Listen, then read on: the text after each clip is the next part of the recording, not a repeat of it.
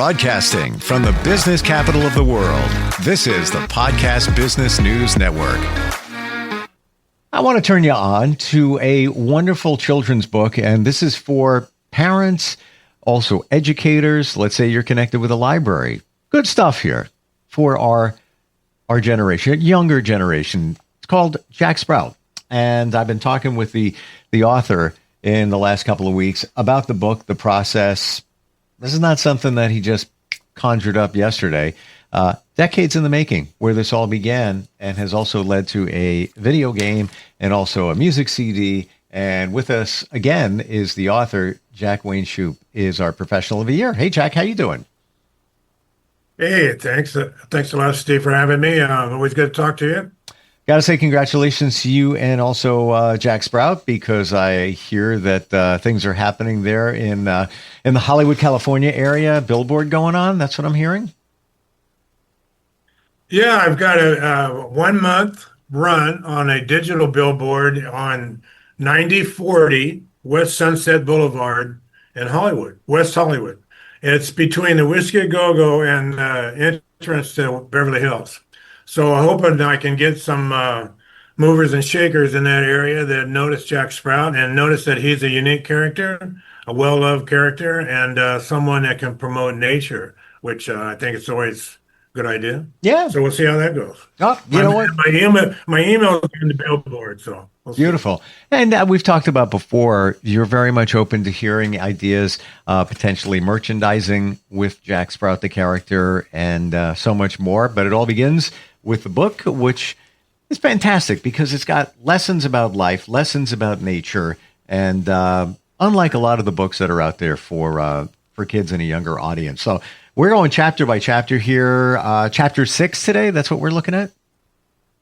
Yeah, we're talking chapter 6, and just to continue on what you're saying, every project, every advertising project, movie, story, whatever, begins with a story. And I think this is a good story. So agreed. It could go anywhere. Yeah, it's a great point you bring up. Everything has a story. We have a story. You know, it could be your car. Car has a story too when you think about it, and so does Jack Sprout. And we're learning his story. Yeah. Oh, definitely. So where we go into this chapter? What's this one about? Well, you know, this I think this is a good example of my storytelling. I like to tell a story that's fun and kind of adventurous. Nobody dies, you know, but I mean, it's not that kind of exciting. But it's kind of adventurous. It's kind of a journey through nature, through the woods, through the meadow. And I think it's called natural learning or whatever. But as you walk along through life, you run into something where you learn something. You weren't planning on it. You didn't know what was going to happen. But through experiences, we learn. And I think this is a good example of some knowledge that Jack picks up just by going about his daily routines. So when you're ready, I'll go ahead and start reading here. Let's dig on in. Okay, in the last chapter, we met Barley and Iris Miller that were at their flour mill, and Barley grinds seeds in his millstone for flour. And Barley said that he'd have fresh seeds for me when it was time for me to plant. So I was getting closer to becoming a farmer. I remembered Uncle Dale telling me that Early Worm would help me learn about soil. He said Early's farm was just off Old Pal Road, up by the headwaters of Beaver Creek. That'd be a long walk from my place, so I'd have to get an early start. The sun was just coming up over the northeast forest the morning I set out to find Early Worm's farm. I went to Old Pal Road, turned left, and headed north. I was thinking about the first time I had walked down this road to find my farmland. It wasn't that long ago that I had left the sunflower field, but it seemed like forever. I had learned so much from my neighbors about starting my new life. I was finding out that farming is a lot more than just planting seeds. I came to Farmer Smith's place and saw him working in the sunflower field. I waved, and he waved back, but he didn't stop working. He was busy, and it was already starting to get hot. I never did look like any of my friends growing up. It turns out I have a special reason to be alive, and a very important job to do in Beaver Creek Meadow. I wanted to stay and daydream about my good old days, but I had to keep moving. I came to Grandma Elderberry's Orchard Lane and walked up to her treehouse. "Well, Jack Sprout, how's the farming come along?" she asked. "I haven't even planted any seeds yet," I answered. "I didn't know there was so much to do before I could get started. This is all new to me. I hope I can remember everything I'm being told." "Don't you worry," she said. "Anybody who grew from a sunflower seed into a farmer will know what to do. We all have faith in you. Where are you going so early in the morning anyway?" "I'm headed to Early Worm's farm. Uncle Dill told me to talk to him about the soil on my farm." "Oh, that's right. You'll have to have your soil checked by Early. He's our soil expert around here. Early Worm and all of his workers keep our fields, gardens, and even the hillsides and meadow healthy. He must have 1 million workers." "1 million," I said. "Sound like you're pulling my leg, Grandma Elderberry." "Oh, you can believe me on that. Say you'd better get going. He works early in the day. He's the early worm." So not much farther up the road, I saw the sign I was looking for: Early Worm, Soil Builder. I caught my breath, followed the arrow pointing down the narrow dirt lane. I saw a wagon, some shovels, buckets, a pile of leaves, a pile of soil, and piles of other stuff. Some piles didn't smell very good. I didn't see anyone working, though. Grandma Elderberry said Early Worm worked early in the morning, but it sure didn't look like it to me. Maybe he took the day off and went fishing. Little humor there. I shouted, "Hey, Early Worm, anybody here?" There was no answer, so I yelled as loud as I could. Still no answer. Where is everybody, I wondered. Well, I had gotten up early in the morning and walked a long way. I was going to get some soil for my farm one way or the other. I'd just fill up one of the wagons and head on down the road. I'd bring the wagon back and have my talk with Early Worm some other day. I went over by the wagon and grabbed a shovel, and that turned out to be a bad idea. A very, very bad idea. I dug a shovelful of rich, moist soil and threw it in the wagon. This soil was great, way better than soil on my farm. I dug another shovelful and heard the loudest, most terrifying scream I'd ever heard. The sound scared me so much that I stumbled back, dropped the shovel, and fell down.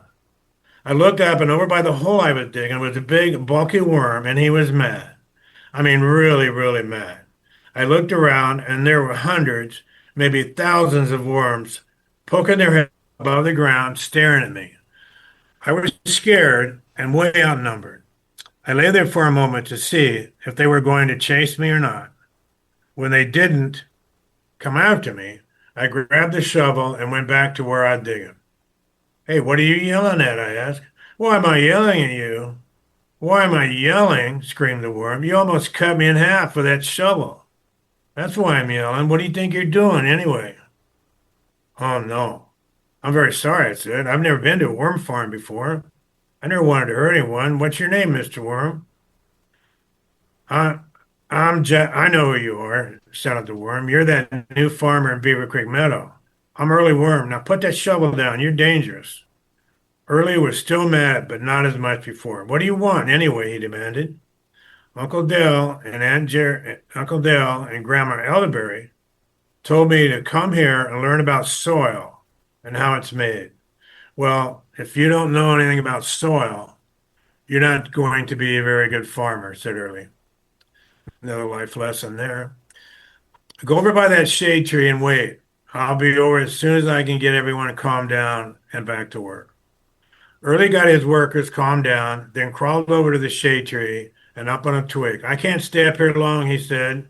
"It's too hot. Too much sun and we'll dry up and die. We're only above ground at night or if it rains too much and our tunnels get flooded. I'm going to talk very fast. Are you a good listener, Jack Sprout?" "Just look at these ears," I said. "Yeah, I see them. Okay. Soil is alive like you and me. It needs fresh air, food, and water just like we do. My workers and I crawl around underground to make tunnels so fresh air and rainwater can flow through. We eat dead roots, sticks, leaves, food bits, old soil, and stuff like that. We digest it in our stomachs and cast out what's left. It's called worm casting, and it's good fertilizer for the soil. When you're ready for us, we'll come to your farm, make some tunnels, leave our worm castings. That's it. Okay, goodbye, good luck. See you later. Then Early wiggled back to his hole and disappeared. I ran over to the hole and yelled down, "Hey, that's it? What do you mean, soil's alive? How big are the tunnels? Where do you get all that stuff to eat?" "What did you say?" shouted Early from his hole. "I can't hear you." I reached for a hollow piece of straw, stuck it in the hole, and yelled down again. "Okay, I can hear you now," he said. "I've never talked through a straw before. You're kind of different, Jack Sprout." "Yeah, I've always been different. It's not easy being me, but it's a lot of fun. I'm one of a kind. Anyway, I have to know all this stuff because Beaver Creek Meadow is depending on me to be their new farmer." "Just look down this hole," said Early. I looked through the straw and saw tunnels going in every direction. I saw all the stuff that Early had talked about eating and even the worm casting. "Who are those other guys?" I asked. "Oh, they're beetles, soldier bugs, nematodes, and other critters down here. Sometimes they bring us food, but mostly they just use our tunnels. They don't help build them, though. I'm not sure what they're doing, that they're good for. We all get along. They're good bugs. This is what your farm will look like when we're done." "What are all these piles up here for?" I asked. "All of our neighbors bring us food scraps, leaves, brush, and other stuff to eat. We jump in, eat it up, and leave our worm castings. In about 3 months, it all turns out to the best soil there is. Anyone who wants good soil to grow vegetables, flowers, or anything else can have it. It helps keep Beaver Creek Meadow clean and makes new soil too, so everyone's happy." "Well, that's about it, Jack Sprout. I have to get back to work. Come back when you've built your farm. Oh, and when you come back, take a shovel and pound it on the ground real hard 3 times. We'll know you're here and no one will get hurt." "Okay, I promise." "How will you get to my farm?" "During a full moon around midnight, we'll tunnel underground until we get to Beaver Creek Bridge. Then Whoopi and Stretch will drop buckets of water so we don't get splinters or dry out crossing the wooden bridge. Those long-necked shorebirds don't mind working at night and getting overtime. We only go out at night when it's cool. That's why they call us the night crawlers." "All right, it's a deal," I said. "I'll be back after I build my farm and ready for planting." "Okay," said Early. "I can't help you build your farmhouse or greenhouse, but I'll build your soil for you." So that's a soil lesson. Quick, short, and pretty detailed. How Early makes his soil, but it's a lesson that you don't always hear in school or whatever. But it's good. It's a good thing to know. So that's the way that I teach the lesson in the book. Jack, how do you give the characters life? For the rest of us, we take a look at, embarking on an endeavor of writing a book and giving a inanimate character some kind of personality. How do you find the inspiration? How do you do that? Well, it's I just start out with the basics, like that point where it said, "When you come back, take a shovel and pound it on the ground real hard 3 times." Mm-hmm. I've had mothers tell me that their kids do that. Ah, okay. She All said, right. Jack, we read your book and we were out in the garden and my son was pounding the shovel on the ground 3 times so the worm would take off and not get cut in half." It's that's kind of way I do it. It's kind of reality. It's like what happens when things, for every, I learned when we grew up, every action is a reaction. So, um, I guess I look at it from their point of view. It's the easy way to look at it because horses, these animals, we've talked about this before. They can see, they can hear, they have a lot of the same experiences we do. So I just kind of put myself on their position. If I was a squirrel, how would I live in a tree? If I was a fox, where I'd hide at night, and I think that. But thanks for saying that because, yeah, I guess I just see it from their point of view. And it also sounds like you take pieces of real life situations, whether it was your upbringing, whether family, friends, things you hear, and like the patting the shovel on the ground 3 times. It all those pieces seem to come together when you write. Yeah, it's when I started the book, I was kind of depressed, frustrated, whatever. I thought, well, I'll write a story, and I just took one step at a time. Okay, I'm going to go do this. I'm going to go plant some seeds. What happens on my way to planting the seeds? What Mm. clothes I put on it, what's the weather like, and what's the soil like? Like I had greenhouses, okay, and I had 3 stages of the sunflower sprout. The seeds, half grown, full grown. So I'd go out in the morning and there would be a hole where I just planted the seeds. A rat had come up from underneath and knew that there were seeds there. And he ate a little bit of seeds and he took off and went back. But there was no seeds in the other plots. I mean, there was no holes in the other plots, right? So I figured that this little mouse or rat, when he saw the roots, he knew it was too late. Ah, okay. You know what I mean? So you look at it from their point of view, and then it helps you manage what you're doing. There's a lot But of detail that goes into writing a book, especially like this. There's children's books with lots of illustrations, a little bit of text. Yours is the other way around, and photographs, actual real photographs with the text. Would you consider yourself very detail oriented?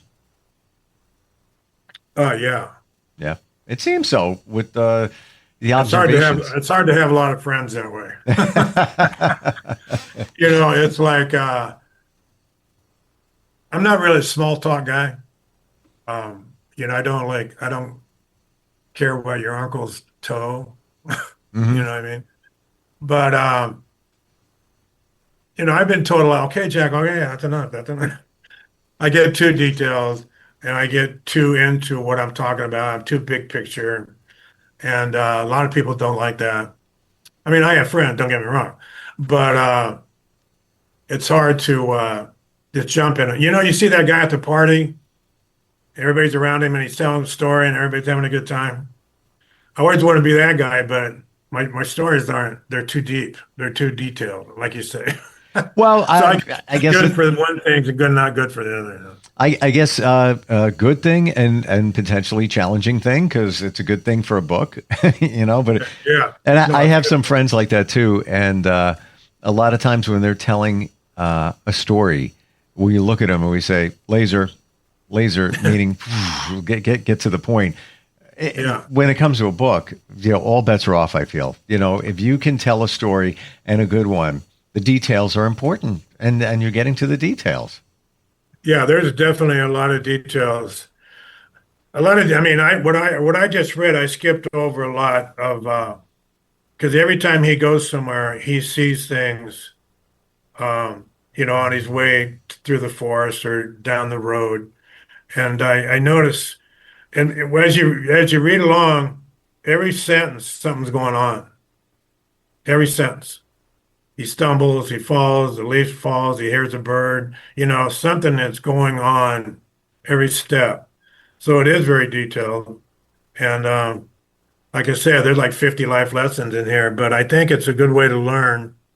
And, I think I keep reading the attention spans are getting shorter and shorter Mm. of the kids. So I think being more detailed might keep them more interested. I've had people tell me that the kids don't read books and they can't put this one down. Wow. you know. So it doesn't let you stop. It just keeps going and going and going. Everything's happening. So I think being detailed is probably helping me as far as this goes. Well, maybe your book breaks the mold because so many books are, um, children's books, just illustrations and some copy. But after a while, it's like I I feel that there's so many visual stimulating things out there for all of us, including kids, that it's almost like overload. Where there's actually a story here. Yes, there's some column illustrations. You have photographs, which are real, which is super cool. But there's a story. Kids, I don't think they're used to it, and it sounds like they embrace it. Yeah, they do. And, like picture books you're talking about, well, basically they talk about one thing, how to grow a flower or the flower, or one of the picture books you're talking about or cover one thing. This book covers everything about, like I said, there's 50 life lessons. It's about life. It's about trees. It's about forests. It's about friendship, helping, working. Everybody tells them, yeah, Jack will help you, but you have to do the work yourself. So I hope that's something that people can get instilled in them. That they need knowledge, but they have to do the work yourself. And I read more and more about, like, I read about something the teacher just quit today. She says these kids don't want to learn. They have no imagination. They don't need to write. They just go to the GPT, whatever it is, and they get their information there. And it's kind of worrying about the imagination that the kids, where they're going to get their imagination. They don't even need to think anymore. And matter of fact, it's a detriment for them to thinking, because they have to just go to this. They all have what they call the iPad books in school now, and they just go to that to learn, and they don't even want to write a letter. They don't even want to write anything. So I hope I'm not too late, and trying to get the kids to want to use their imagination. Matter of fact, I had one kid told me, because what we're talking about pictures, they're not very many. There's a couple, there's like 3 pictures per chapter. And I had one girl tell me that she liked the fact that there weren't pictures, so she could imagine her own characters. That's a great point. Experts say that we should not take pictures. People grab their phone, everything, 10 pictures, blah, blah, blah, blah, blah, of everything. Stop doing that. They say, stop. Your memory is what's going to retain it, not those pictures. You will remember, but now we're not relying on our memory because we have technology. Same to your point with ChatGPT, AI, where people are just going to just churn out stuff that's artificially created, and that's just based on what everything else is out there. It's a shame. It's nice going old school with your book. With addition to what you're saying is that you're ruining the moment when you're taking that picture. Yes. For yourself. 100%. You're not in the moment. You're in the behind the lens of the camera, if you will. Yeah, you're instead of sitting there enjoying. Matter of fact, I've been going on horse farm tours the last few days.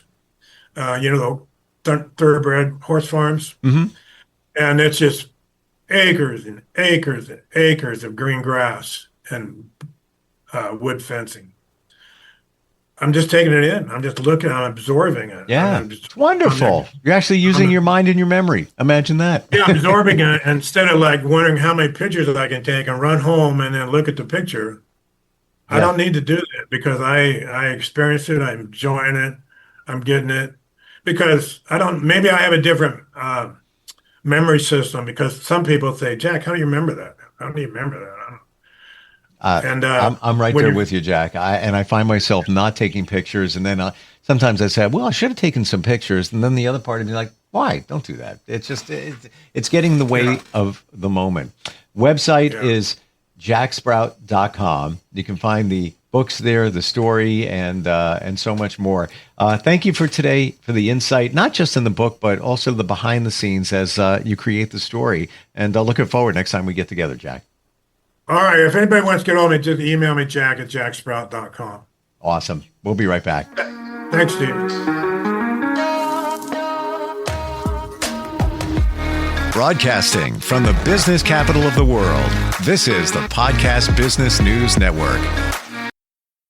Adopt US Kids presents Multiple Choice Parenting. Your daughter just had her first breakup. Do you A, put yourself in her shoes? How could he do this to you? And for Sheila, she has split ends. B, console her? Oh, sweetie, this is going to happen a lot. 4, maybe 5 more times before you get married. C. Take charge. Got to get this all straightened out. Give a little talking to, man to man, mano a mano. Hey, Steve! Is now a good time? No? Okay, no problem. Bye. Or D. Help her find a new boyfriend. I know a great place to meet boys. The internet. Nice, single boys. Never mind. How about some ice cream? As a parent, there are no perfect answers. But you don't have to be perfect to be a perfect parent. Thousands of teens in foster care will love you just the same. For more information on how you can adopt, visit adoptuskids.org. A public service announcement from the U.S. Department of Health and Human Services, Adopt U.S. Kids, and the Ad Council.